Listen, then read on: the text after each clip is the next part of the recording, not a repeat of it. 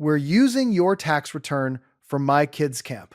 $18,000, my fiancée announced. How did you know about that? I asked. Her mom laughed. We check your mail when you're at work. I smiled. Called Air. Please send all documents to my new address. When they tried to access the funds and realized I'd quietly moved everything. My name is Aaron. And by the time my fiancé's mother proudly confessed to committing a federal crime over my morning coffee, I was already 3 steps ahead of both of them. That was the funny part. The tragic part was that 6 months earlier, I would have married her. Say something, Camila said, sitting at my kitchen island like she owned it. Which, to be fair, she practically acted like she did. Her manicured fingers tapped against a brochure covered in smiling children, in matching polo shirts, standing in front of canoes, horses, and what looked like an aggressively expensive lake. We need to register Tyler and Brooke this week. Her mother, Linda, leaned back in the chair beside her, wrapped in one of my sweaters, like a queen who had conquered a minor nation, and immediately started criticizing the drapes. I looked down at the brochure. Silver Pines Leadership Camp. 8 weeks. Elite STEM program. Riding, sailing, tennis. Foreign language immersion. Some kind of wilderness confidence workshop where rich children probably learned how to roast marshmallows with emotional intelligence. At the bottom, highlighted in yellow, was the amount. $18,000.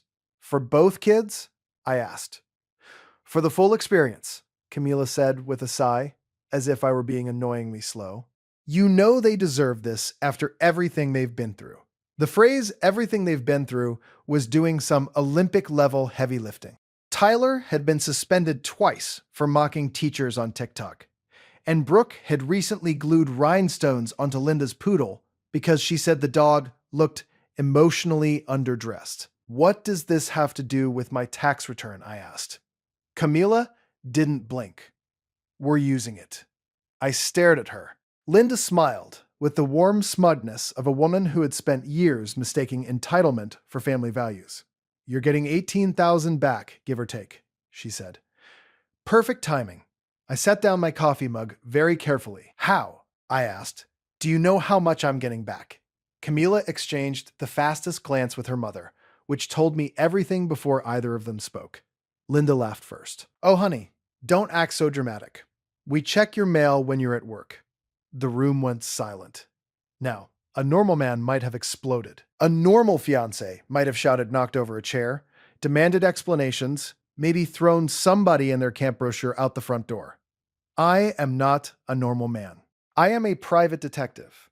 I make a living by staying calm while stupid people reveal too much. So I smiled.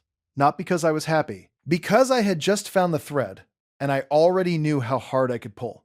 I picked up my phone, found the HR number for the investigative firm I contracted through for corporate cases, and hit call. Camila frowned. What are you doing? I lifted one finger. Hi, this is Aaron Hale. I need all tax documents, insurance forms, payroll notices, and any future mailed correspondence redirected to my new address immediately. Yes, starting today. And please mark the old address inactive. Thank you. I hung up. Camila stared at me. Linda's lips parted. What new address? Camila asked. I took a slow sip of coffee. The one I moved into yesterday. The color drained from her face so fast it was almost artistic. Linda let out a bark of laughter, but it was the kind people make when they're trying to convince themselves the house isn't actually on fire. Stop being ridiculous, she snapped. What are you talking about? I'm talking about a mailbox you can't open, I said. A bank account you can't access. A forwarding request already filed. Passwords changed. Documents removed. Spare keys deactivated. And an engagement that ended about 10 seconds after your confession. Camila stood up so quickly the chair legs scraped hard across the tile. You are not doing this over summer camp. No, I said. I'm doing this over mail fraud, identity exposure, financial manipulation, and the fact that your mother says we whenever she means your money. The camp is just the comedy section. Linda slapped her palm on the counter. You ungrateful little snake. After all we've done for you. I laughed.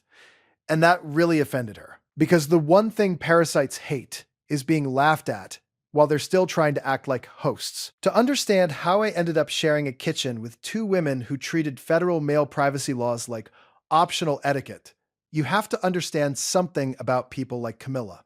They never begin with demands. They begin with gratitude. I met her 11 months earlier at a charity auction downtown. I was there because my friend Nate insisted I needed human contact that wasn't surveillance footage. She was beautiful, funny, sharp enough to keep up with me, and carried herself with the practiced exhaustion of a single mother who wanted to look brave while also being discovered. She had 2 children, a charming smile, and a talent for making every hardship sound noble rather than suspicious. She told me about her divorce from Greg, a man she described as emotionally useless, financially unreliable, and spiritually allergic to commitment. She told me she had rebuilt everything from scratch. She told me she wasn't looking for a savior. Then she looked at me like she hoped I'd volunteer anyway. I did. At first, it felt reasonable. Dinner here, school supplies there. A weekend trip because the kids needed normal memories.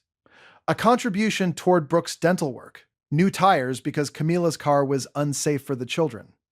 Then Tyler needed a laptop. Then Linda's water heater died. Then Camila's freelance branding client vanished without paying her. Then school registration fees hit at the same time as cheer uniforms and property tax escrow and some mysterious emergency involving a poodle groomer. Every time I hesitated, Camila had the same look. Not angry. Hurt. As if my refusal would not mean I had boundaries, but that I had failed a moral test. Only she could grade. The thing is, I could afford it. I did well. I handled cheating spouses, corporate asset tracing, background investigations, insurance fraud, and the occasional deeply weird family drama that started with missing jewelry and ended with somebody hiding cash in a bait freezer. People lie more than they budget, and both habits kept me employed. So it wasn't the money that bothered me at first, it was the assumption.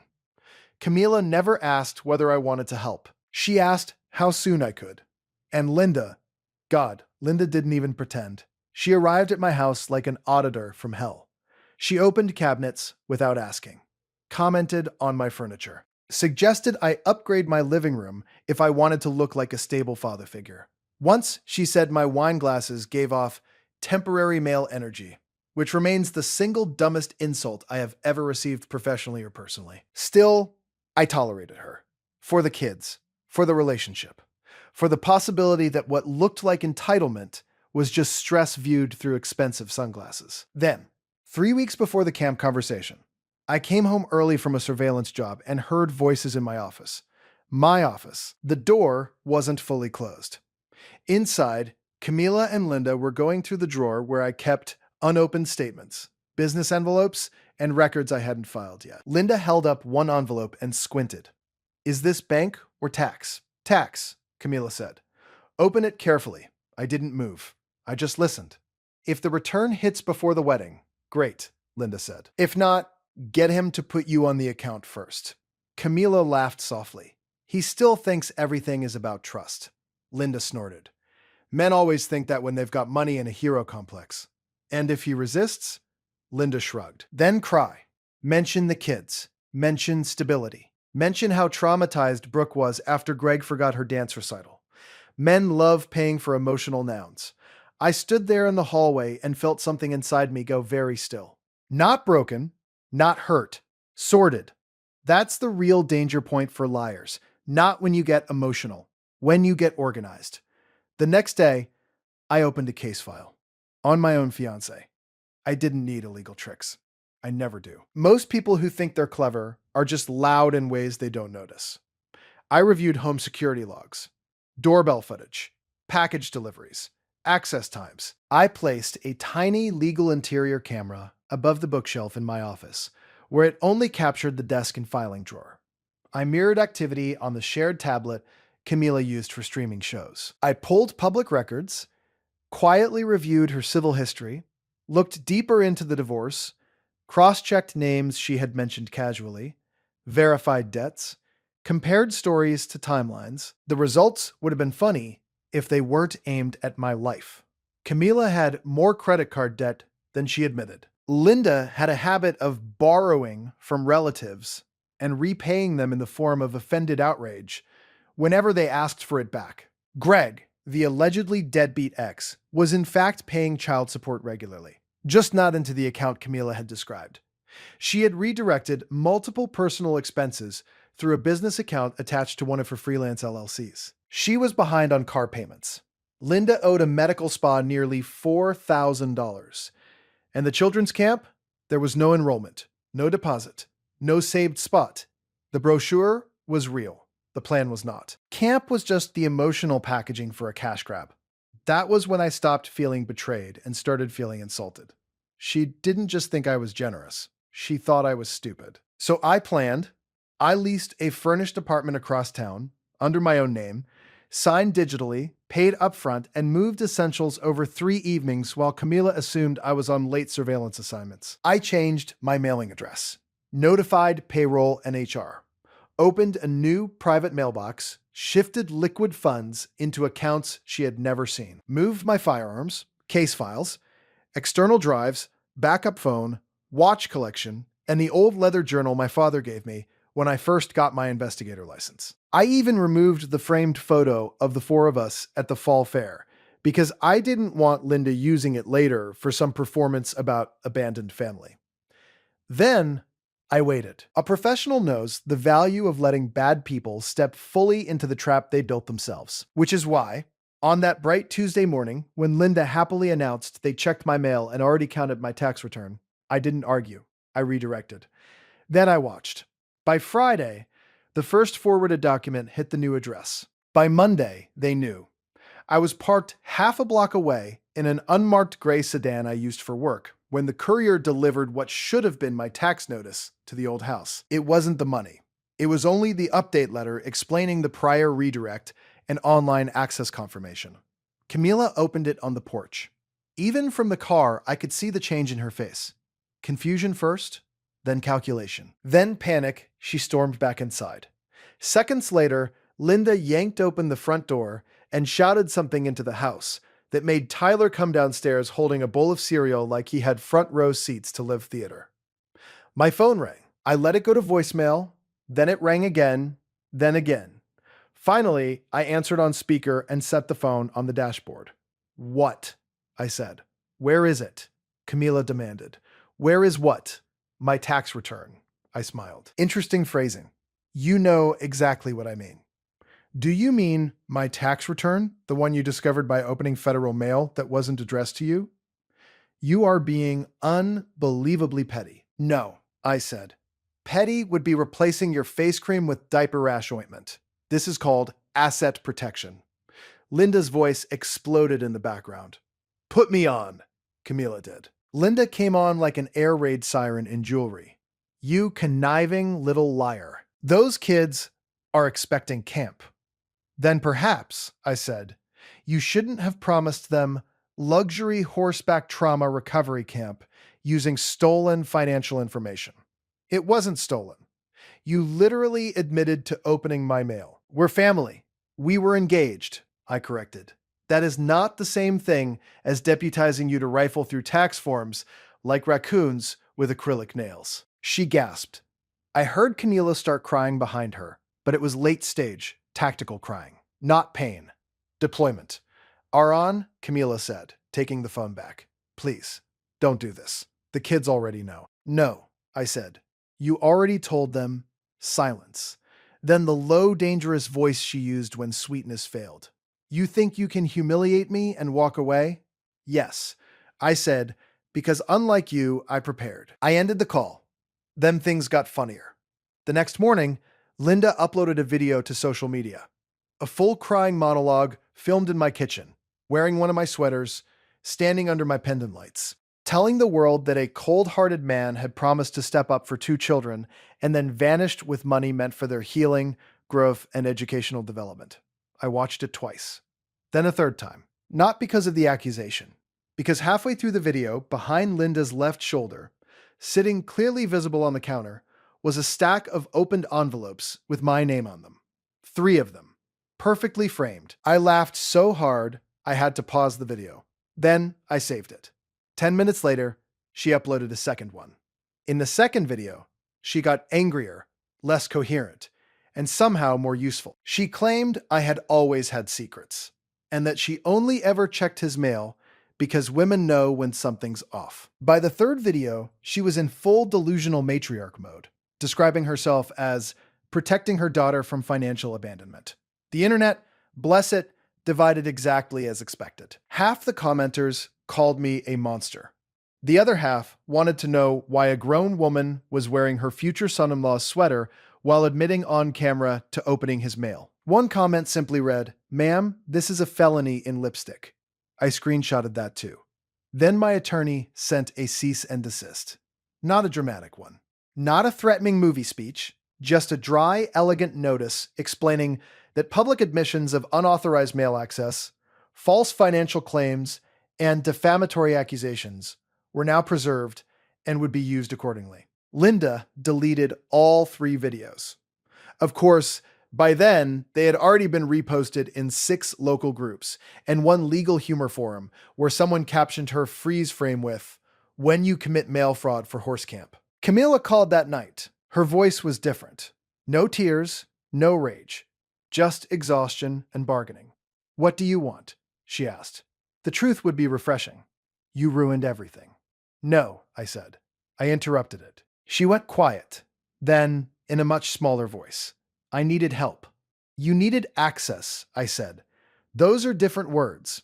I was drowning, so you decided to tie me to the boat and call it partnership. That's not fair." I let that sit there between us. Then I said, "There was never any camp registration, was there?" "Nothing." "Answer me." "No," she said at last. The honesty came out so softly it almost sounded clean. "What was the money for?" A pause. Then, debt. The car. Some of Mom's bills, some of mine. Some, she was behind on a procedure. I closed my eyes. A procedure. She already booked it. I laughed before I could stop myself. It was either laugh or start naming every terrible decision that had led me to a relationship where my tax return was being pre-spent on cosmetic injectables, disguised as child enrichment. "You used horseback riding camp to fund your mother's face." It sounds awful when you say it like that. It is awful like that. She broke then. Not theatrically, just in pieces. "I thought if I got through this season," she whispered, "everything would settle down." "No," I said. "You thought if I kept paying, consequences would keep arriving late." That was the last honest conversation we ever had. After that came the twist none of them saw coming. Because while I was investigating Camila, I had also done one thing she never imagined. I set up real education trusts for Tyler and Brooke. Quietly, individually. Not because she asked, because I liked the kids, and because if I was going to help them, I wanted the help beyond her reach.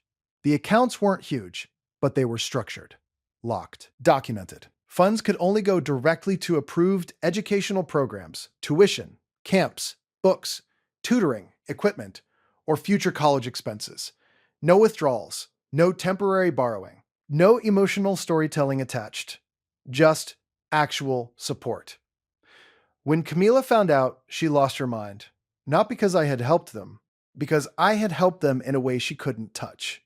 She showed up in my office 2 weeks later, all sharp heels and wounded fury, with Linda trailing behind like a haunted chandelier. "You had no right," Camila hissed the moment I stepped into the lobby. I looked at the receptionist, who was pretending not to listen and failing magnificently. No right to do what? To put money in accounts for my children without telling me. I tilted my head. "Interesting. You seem very upset by money being used for your children." Linda jumped in. "You did that to make us look bad." "No," I said. "You did that to yourselves. I just removed leakage." Camila's jaw clenched. "You're controlling. I'm specific. You think this makes you some kind of hero?" "No," I said. "It makes me someone who read the fine print." Then Tyler walked in. That part still makes me smile. He had apparently insisted on coming because he wanted to hear the adult lies live. He was 14, angry, smarter than either woman realized, and currently holding the brochure for Silver Pines Camp. He looked at me, then at his mother. "You said he stole camp money," Tyler said flatly. but the trust paperwork says camp can still be paid directly. So either you lied, or Grandma did, or both of you are bad at crime. The receptionist snorted so hard she had to duck behind her monitor. Linda spun around. Tyler, what? He said. You told everyone he abandoned us. But if the money still exists for actual camp, then what were you trying to get cash for? Camila opened her mouth, closed it, opened it again. And Brooke, sweet, terrifying Brooke, walked in behind him with a juice box and delivered the finishing blow. Grandma said it was for us, she said. But Mommy told Aunt Sharon she could finally fix Grandma's neck. The lobby went dead silent. I will give Linda one thing. For a woman in her 60s, she moved fast. She turned toward Brooke like she could physically outrun the sentence. But children are wonderful because they don't understand timing, only truth. And the lips, Brooke added. She said the lips are an investment. The receptionist disappeared completely under the desk. I pressed my tongue against the inside of my cheek so I wouldn't laugh in front of the kids. Camila looked like someone had unplugged her spine. Linda managed one final attempt. Brooke, sweetheart, you don't understand what you heard. Brooke nodded thoughtfully. No, I do. Because you said if Aaron gave the money, you'd look rested and expensive. That ended it. Not the relationship that had died weeks earlier. The performance. No speech from me could have done what that 9-year-old did with a juice box. And zero tactical hesitation. Camila sank into one of the lobby chairs and covered her face. Linda started crying, but not in the grand cinematic way she preferred. It was the angry cry of a woman whose scheme had just been explained by a child in pigtails. Tyler looked at me. So, can I still go to camp if it's direct pay? I nodded. If you actually want to go, yes, he shrugged. Cool. I mostly wanted Mom to stop weaponizing kayaking. That was it. That was the line that finally broke me. I laughed. Not a little. A full, helpless laugh I had been carrying in my ribs for a month. Even the receptionist came back up red-faced and wheezing. Brooke looked pleased with herself. Linda looked ready to burst into flames. And Camila finally looked at me, not like a resource, not like an obstacle, not like a man she could still maneuver, just like someone she had misread completely. That afternoon, I took the kids for burgers, with Camila's reluctant permission and under the supervision of more paperwork than a small hostage exchange. We talked about normal things. Tyler wanted robotics camp more than horse camp. Brooke wanted art classes and to maybe learn fencing, in case Grandma gets ideas. I told them the funds were real, structured, and meant for them, not for me to play hero, not for their mother to survive a bad month. For them, Brooke nodded seriously. Can Grandma use it for her neck? No. What about just one lip? No. She accepted that with admirable maturity. In the months that followed, the dust settled the way it always does after a fraud collapses. Loudly, then all at once. Camila sold the SUV she couldn't afford. Linda stopped posting inspirational quotes about family loyalty right around the time my lawyer requested preservation of her deleted video drafts. Greg, the supposedly useless ex, turned out to be useless in many ways, but fascinatingly punctual with his child support once the payment records were properly reviewed. Camila started actual therapy. Tyler went to robotics camp and came back obsessed with drone engineering. Brooke chose art classes and one introductory fencing workshop, then drew a portrait of Linda as an angry flamingo in pearls. She mailed me a copy to my new address, sealed. Months later, Nate asked me over whiskey whether I regretted any of it. The money? I said. The relationship? I thought about that. About the kitchen. The brochure. The open envelopes. The confidence with which they had counted money that was never theirs. The absurdity of watching a grown woman confess to mail tampering while budgeting facelift recovery under children's enrichment. Then I smiled. No, I said. I regret only one thing. What? That I almost married into a family dumb enough to record their own fraud in vertical video. He laughed so hard he nearly spilled his drink. And that, really, was the final turn of the knife. Not that I left. Not that I protected myself. Not even that I outplanned them. It was that, when they finally realized the money was gone, the mail rerouted, the accounts secured, the engagement over, the videos saved, the children informed, and the leverage dead, They still thought the cruel part was me smiling. But sometimes, smiling is not cruelty. Sometimes, it's recognition. Sometimes, it's the face a private detective makes when two amateur schemers proudly announce their plan, out loud, hand in the evidence, and then act shocked when he does exactly what he's trained to do. I didn't ruin their scheme. I just made sure it had an audience.